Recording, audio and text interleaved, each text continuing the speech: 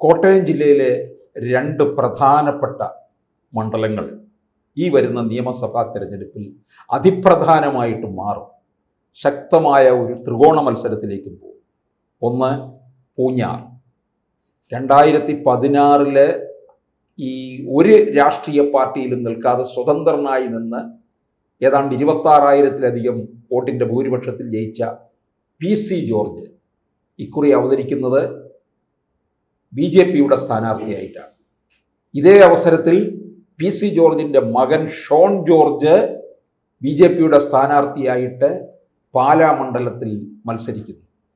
നമുക്കറിയാം, പാലാ മണ്ഡലത്തിൽ രണ്ട് മാണിമാരുണ്ട്, ജോസ് കെ മാണിയും മാണി സി കാപ്പനും. അതിനിടയ്ക്കാണ് ഷോൺ ജോർജ് നിൽക്കുന്നത്. പാലയിലും പൂഞ്ഞാറിലും അട്ടിമറി നടക്കും. ഇല്ല, ഒരു സംസ്ഥാന തലത്തിൽ ശ്രദ്ധ ആകർഷിക്കുന്ന ഒരു മണ്ഡലം എന്നുള്ള രണ്ട് മണ്ഡലങ്ങളാണ്. അച്ഛനും മകനും മത്സരിക്കുന്നു എന്നുള്ള ഒരു പ്രത്യേകതയുണ്ട്. അപ്പോൾ പൂഞ്ഞാറിൽ ശ്രീ PC ജോർജ് പാരമ്പര്യമായിട്ട് ജയിച്ചു വന്നിരുന്ന ഒരു സ്ഥലമാണ്. പക്ഷെ ആ സമയത്തൊക്കെ അദ്ദേഹത്തിന് അവിടുന്ന് PDPയുടെ അകമഴിഞ്ഞ സപ്പോർട്ട് കിട്ടിയിട്ടുണ്ടായിരുന്നു. അത് കഴിഞ്ഞിട്ട് അദ്ദേഹത്തിന് LDFിൻ്റെ ഒരു പെറ്റായിട്ട് അവിടെ പോകേണ്ട ഒരു LDFിൽ പോകേണ്ട ആളായിരുന്നു PC ജോർജ്. പക്ഷേ ശ്രീ പിണറായി വിജയനുള്ള അത് അദ്ദേഹത്തിന് ഏകദേശം പച്ചക്കൊടി VS അച്യുതാനന്ദനിൽ നിന്ന് ലഭിക്കുകയും ചെയ്തായിരുന്നു. പക്ഷേ പിണറായി വിജയൻ പാർട്ടിയുടെ മുഖ്യസ്ഥാനത്തെത്തിയപ്പോഴത്തേക്ക് അദ്ദേഹത്തിൻ്റെ ഏറ്റവും വിശ്വസ്തനായ ഒരാൾ തന്നെ എൻ്റെ അടുത്ത് പറഞ്ഞത്, പിണറായി വിജയൻ സഖാവ് പാർട്ടിയിലുള്ളിടത്തോളം കാലം PC ജോർജ് ഇടതു മുന്നണിയിലേക്ക് വരത്തില്ല, ആ വെള്ളം ഒന്ന് വാങ്ങി വയ്ക്കാൻ. ആ പറഞ്ഞത് വളരെ കറക്റ്റായിരുന്നു. അദ്ദേഹത്തിൻ്റെ ഇടതു മുന്നണി പ്രവേശനത്തിന് ഏറ്റവും കൂടുതൽ അച്യുതാനന്ദനും ഈവൻ കോടിയേരി വരെ ഒരു പരിധിവരെ സമ്മതിച്ചതായിരുന്നു. പക്ഷേ ശ്രീ പിണറായി വിജയൻ്റെ ശക്തമായിട്ടുള്ള ഒരു പ്രതിരോധം അവിടെ ഉണ്ടായി. അങ്ങനെയാണ് അദ്ദേഹം ഇടതു മുന്നണിക്ക് അനഭിമതനായതും പുറത്തു പോയതും അദ്ദേഹത്തെ UDF എടുക്കണ്ട എന്നുള്ളൊരു കാര്യം തീരുമാനിച്ചു. കാര്യം അദ്ദേഹം കഴിഞ്ഞ ഉമ്മൻചാണ്ടി സർക്കാരിനെ നിലനിർത്താൻ വേണ്ടിയിട്ട് സെൽവരാജിനെ CPMൽ നിന്ന് മാറ്റി നെയ്യാറ്റിൻകര നിർത്തി മത്സരിപ്പിച്ചു, ജയിപ്പിച്ചു എന്നുള്ള ഒരു ക്രെഡിറ്റ് അദ്ദേഹത്തിനുണ്ട്. പക്ഷേ അതിനുശേഷം അദ്ദേഹത്തെ ചീഫ് വിപ്പായിട്ട് എന്ന് തുടരുകയും അദ്ദേഹത്തിന് മന്ത്രിസ്ഥാനം കൊടുക്കാൻ ഉമ്മൻചാണ്ടി വിസമ്മതിക്കുകയും ചെയ്തപ്പോഴത്തേക്കാണ് ശ്രീ KB ഗണേഷ് കുമാറുമായിട്ടൊക്കെ ചേർന്ന് അദ്ദേഹം ഉമ്മൻചാണ്ടിയെ താറടിക്കാൻ ശ്രമിച്ചത് പിന്നീടുള്ളതൊക്കെ ചരിത്രമാണ്. നമുക്ക് നമ്മുടെ മുമ്പ് ഉള്ള തൊട്ടടുത്തുള്ള കാലങ്ങളുള്ള കാര്യങ്ങളാണ്.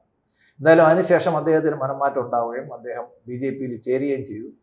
ഇപ്പോൾ BJPയുടെ സ്ഥാനാർത്ഥിയായിട്ട് പൂഞ്ഞാറിൽ മത്സരിക്കുമ്പോഴത്തേക്ക് അദ്ദേഹത്തിന് അനുകൂലമായിട്ടുള്ള ഘടകങ്ങൾക്കൊപ്പം തന്നെ എതിരായിട്ടുള്ളൊരു ഘടകമുള്ളത് SDPI എന്ന് പറയുന്ന സംഘടനയാണ്. അദ്ദേഹം ഒരു കാലത്ത് തലയിൽ വെച്ചാൽ പേനരിക്കും എന്ന് പറഞ്ഞ രീതിയിൽ തോളിൽ കൊണ്ടു നടന്ന ആളാണ്. ആ ഒരു പ്രസ്ഥാനം അതിനെ ഈ പൂഞ്ഞാർ മേഖലയിൽ, പൂഞ്ഞാറും ഈരാറ്റുപേട്ടയൊക്കെ വളർത്തിയതിൽ ഒരു പ്രധാനപ്പെട്ട പങ്ക് ശ്രീ PC ജോർജിനായിരുന്നു. PC ജോർജിനെ വളർത്തിയതിൽ ഒരു പ്രധാനപ്പെട്ട പങ്ക് അവർക്കും ഉണ്ടായിരുന്നു.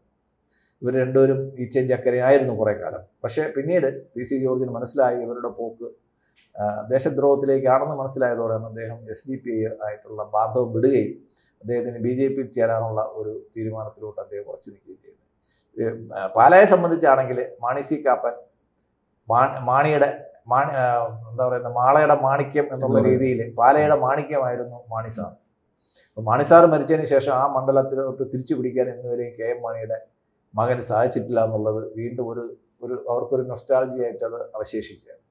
ഇനി എന്തായാലും തിരിച്ചൊരു പോക്കില്ല എന്നുള്ളത് തന്നെയാണ് പാലാ മണ്ഡലത്തിൻ്റെ കണക്കൂട്ടൽ. കേരളത്തിലെ ഏറ്റവും വികസിതമായ ഒരു മുനിസിപ്പാലിറ്റി ഏതെന്ന് ചോദിച്ചു കഴിഞ്ഞാൽ പാലയാണ്.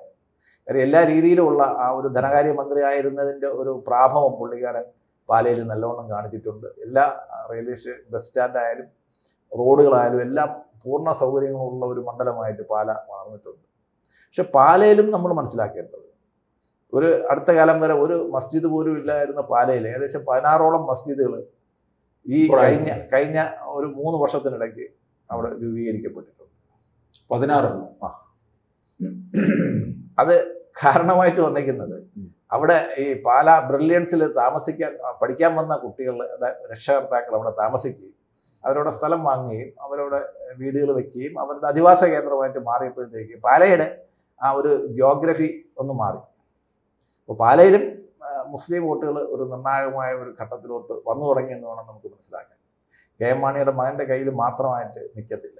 അപ്പോൾ ഈരാറ്റുപേട്ടയും ഈ പറഞ്ഞ പോലെ പാലയും തമ്മിൽ വളരെ അടുത്ത, പൂഞ്ഞാറും ഈരാറ്റുപേട്ടയും പാലയൊക്കെ വളരെ അടുത്തടുത്ത സ്ഥലങ്ങളും അവിടെയൊക്കെ മുസ്ലിം ആ ഭാഗമുണ്ട്. ഭാഗമുണ്ട്. അപ്പോൾ അത് 2021 PC ജോർജിനെ ചതിച്ചത്. അതെ, അത് അതേമാതിരി ഈ പാലയും ഇതുമായിട്ടുള്ള ഒരു ബന്ധം വരുന്നുണ്ട്. രണ്ടുപേർക്കും പാലയിൽ നല്ല വേരുകളുള്ള സ്ഥലങ്ങളാണ്.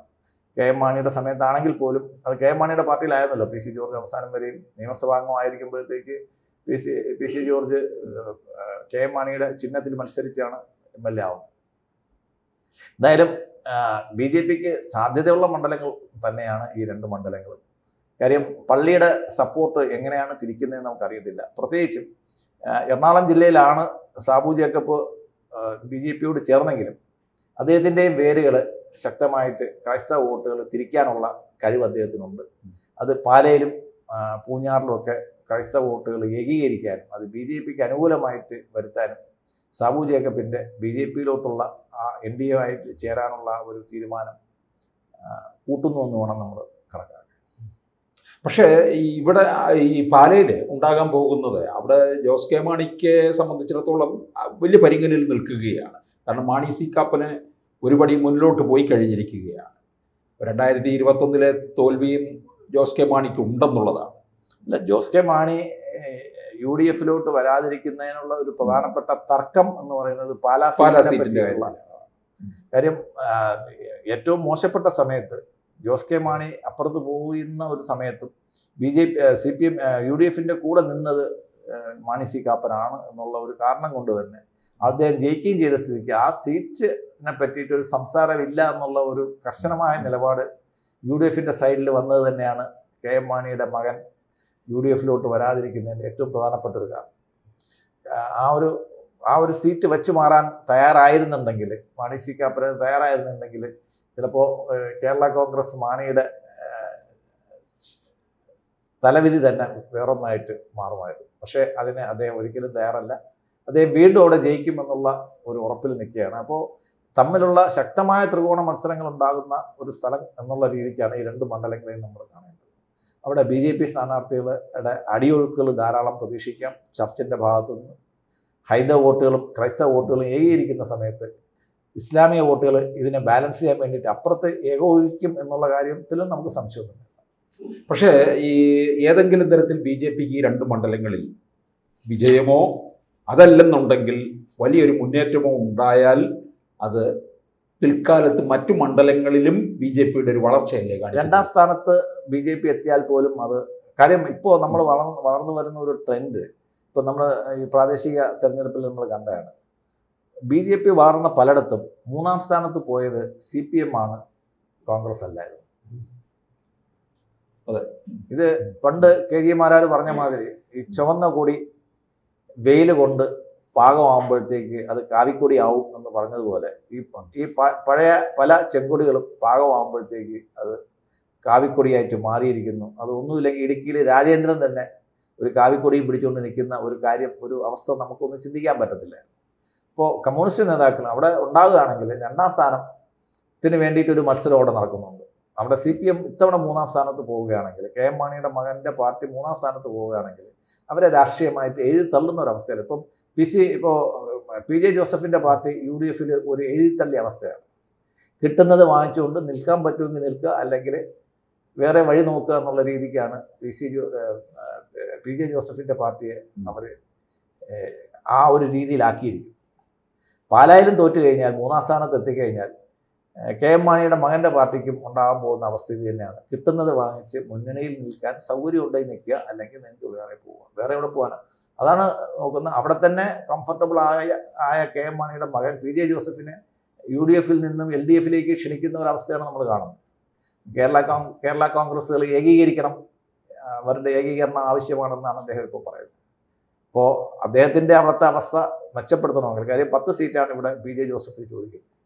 10 സീറ്റ് നമുക്ക് ഇത്തവണ UDFിന് PJ ജോസഫിന് കൊടുക്കാൻ സാധിക്കില്ല. ജയിക്കാൻ പറ്റുന്ന സീറ്റുകൾ മാത്രം. കാര്യം ഇപ്പോൾ 3 MPമാരെ മത്സരിക്കാൻ കോൺഗ്രസ് AICC അനുവദിച്ചതിൻ്റെ കാര്യം തന്നെ ജയം മാത്രമാണ് അവരുടെ മുമ്പിൽ, ജയമല്ലാതെ മറ്റൊന്നുമില്ല എന്നുള്ളൊരവസ്ഥയിലാണ് അവർ നിൽക്കുന്നത്. കാര്യം ഇത്തവണയും കൂടെ കേരള ഭരണം കൈവിട്ടു പോയി കഴിഞ്ഞാൽ, കഴിഞ്ഞതുകൊണ്ട് തന്നെ അവർക്ക് മനസ്സിലായി അനായാസമായിട്ട് ജയത്തിലോട്ട് വരുമെന്നുള്ള ഒരു അധിക ആത്മവിശ്വാസമായിരുന്നു കഴിഞ്ഞ തവണ UDF തകർത്തതെങ്കിൽ ഇത്തവണ വളരെ ജാഗ്രതയോടെ ജാഗരൂകമായിട്ടാണ് ഇത്തവണ പോകുന്നത്. ഓരോ സീറ്റും അവർക്ക് വിലപ്പെട്ടതാണ്, ഓരോ വിജയവും അവർക്ക് അത്യാവശ്യമാണ്. അല്ലെങ്കിൽ നൗ ഓർ നെവർ എന്നുള്ള അവസ്ഥയിൽ UDF നിൽക്കുകയാണ്.